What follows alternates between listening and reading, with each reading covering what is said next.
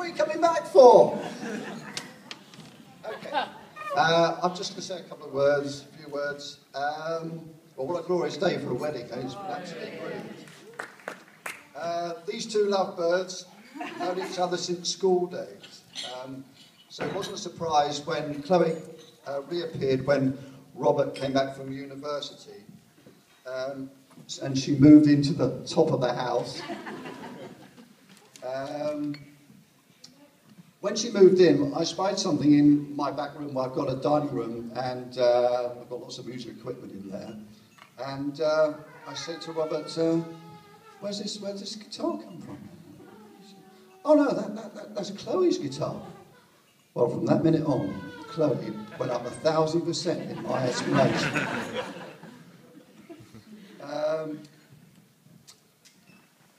We talked about guitars, bands, with music, and it's been absolutely fantastic since.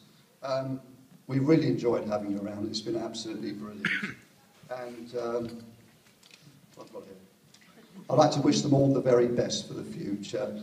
And could you raise a glass for a toast for Chloe, please? Chloe. Chloe. Brilliant. Lovely.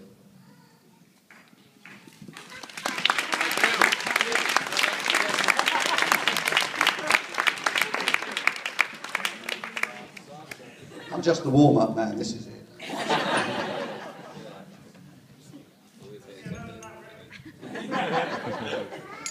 Hello. I don't actually feel very nervous at the moment, but that doesn't mean I've got lots to say. I still can't really think of anything.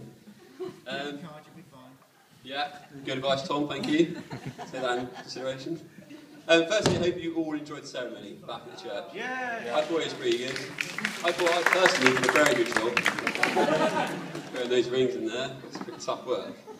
I think we should all just take this moment to be sure to take a picture of Rob, because he looks absolutely amazing today.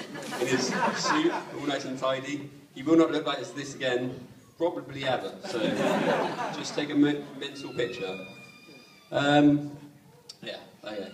So my brother's never been the sort of person to take life very seriously. He's always the kind of person who has the "I'll do it tomorrow" approach to life. If it's anything that can be put off, even just a little bit, it will be. He'll do it tomorrow. This began at a very early age for Rob. Today Rob is immaculately dressed. This wasn't always the case. And I'm not just talking about the immaculately part, I'm also talking about the dressed part as well. Back at primary school, in the morning, everyone's rushing around trying to get to school on time. Rob's not too fussed. He's kind of in the landing in his pants, wandering around. If he wants to go to school, he will, but he's not 100% sure if he was going to today. I'm not sure. But luckily for us, our sister was there to get him dressed in the mornings and make sure he got out of the door in time. So I think you should be thankful for that, Rob.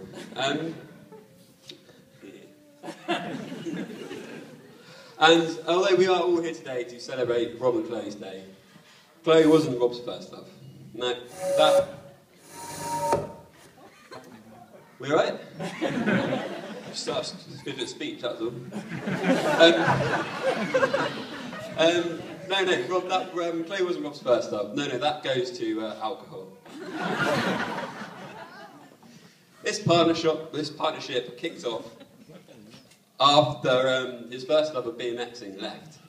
And with alcohol, it brought a lot of strange people into our house, a lot of new friends, and also, I think it brought about 3 stone to Rob as well.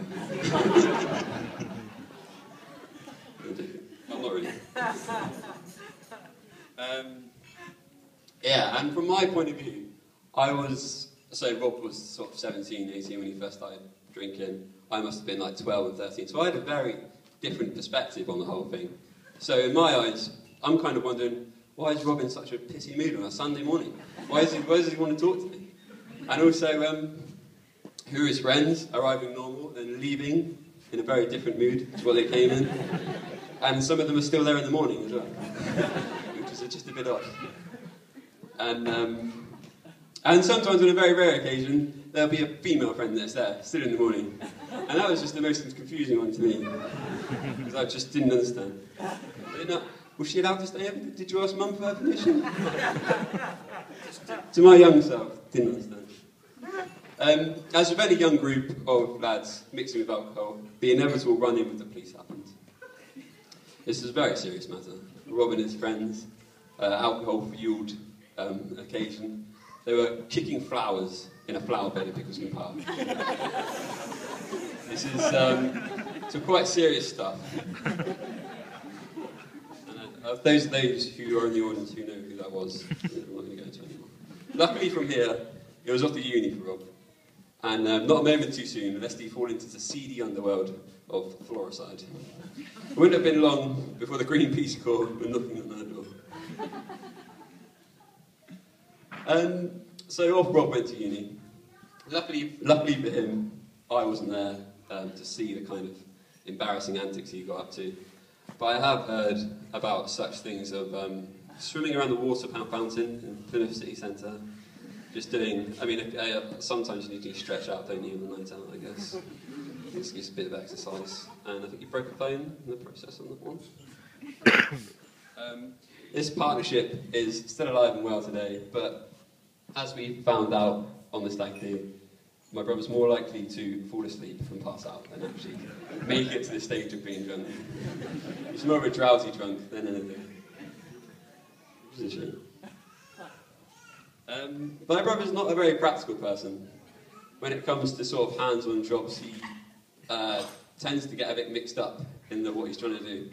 I recently found out when they were trying to paint his house, they were, I'll do a little demonstration. If you had the roller in one hand, they were doing it in that hall. There's a wall here and a wall here. He's painting this side. Apparently did a very good job of painting this side. He turned around, gone to paint that side. He's got paint all over your backside. And that pretty much sums up, in a nutshell, Rob's sort of hands-on approach to things. When you're in the kitchen, trying to prepare a meal for the family to eat, and Rob comes in from work, he'll just go up to what you're trying to do. What's that? Yeah, just eat that. Just walks around the kitchen, eating everything, which is very annoying. But he always has the best intentions. I'm doing so far, trick, aren't I? Unfortunately, these matters are only made worse, usually by my presence. Together, we will ruin any straightforward task. Whether it's some sort of flat-pack furniture, we'll manage to destroy it. If it's any kind of productive day planned, we'll usually not be very productive at all, if we're both involved in it. We are, however, very good at destroying things and making a mess.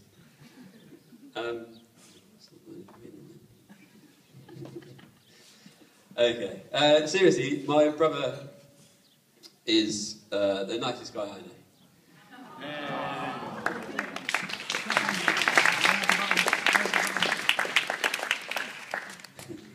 That's it.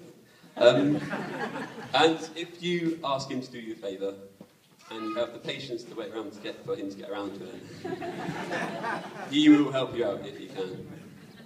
And when I was at university, I would often get into a pickle when people do, when they've had too much, and they'll lose items, phones, wallets. If this ever happened to me, I would be on my housemate's phone, and I'd be like, okay, I've lost my phone, I've got to ring someone to help me out. I wouldn't ring my mum, I'd always ring Rob and say, hey, sort me out, get any phone on the way. And my mum thinks I've lost a few phones, but there's actually more than that. There's actually more than that, because of all the ones that I've just gone for Rob directly. And that's why it made me very happy to... I managed to work at Tesco's for 6 months with Chloe. And it helps me a lot because I got to know Chloe a bit and found out she's just as nice as Rob is. So that was really important, that you found someone who was as kind, as nice as he is. Really? You didn't get an art, did you, Chloe? Yeah, as those 6 months went on, I got to know more, and I gradually began to realise that these two really are just perfect for each other. And Chloe shares Rob's approach to the I'll do it tomorrow. They're very much happy, in their own little life, in their own little moment. And although I'm very proud of them both for their steps they're taking in their career and buying a house and that kind of thing, they'd probably be just as happy not doing any of that kind of stuff. If they just had like a TV, a sofa, share bag of Doritos, they really would just be in heaven with that, I think. I think the world could be falling down around them. Oblivion, apocalypse on their doorstep. Wouldn't matter. Wouldn't matter at all.